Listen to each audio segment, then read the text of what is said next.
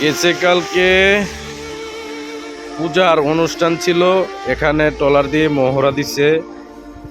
দুইটা বাচ্চা নদীতে পড়ে গেছে, এখনো খোঁজ পাওয়া যায়নি।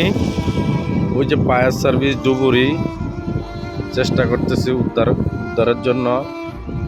এখন ডুবুরি নামবো, ওই যে দেখেন ট্রলারে, ওই যে ফায়ার সার্ভিস চেষ্টা করতেছে, এখন পর্যন্ত পায়নি।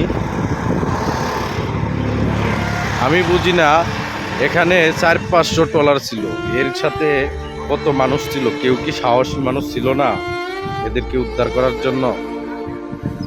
আসলে আমাদের মানুষ এখন দিন যাইতেছে, ভীতু হয়ে যেতেছে, সাহসী লোকে নাই।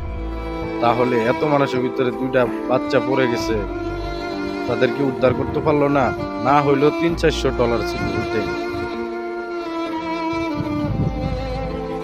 ওই যে ফায়ার সার্ভিস দেখেন, ডুবুরি নামবো এখন।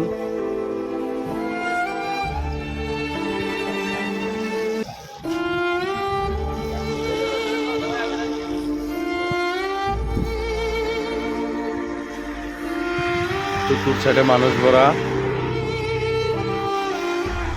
এখন এই নদীর যে পানির এত স্রোত, কিভাবে পাইবো আল্লাহ ছাড়া কেউ জানে না। অনেক পানির স্রোত দেখেন, যদিও পড়ে থাকে এই জায়গায় তো আর পাবো না, চলে গেছে অনেক দূরে। দেখেন পানির কত স্রোত, কালিয়াকৈর চাপাই সেতুর নিচে দেখা যায় যে কত স্রোত।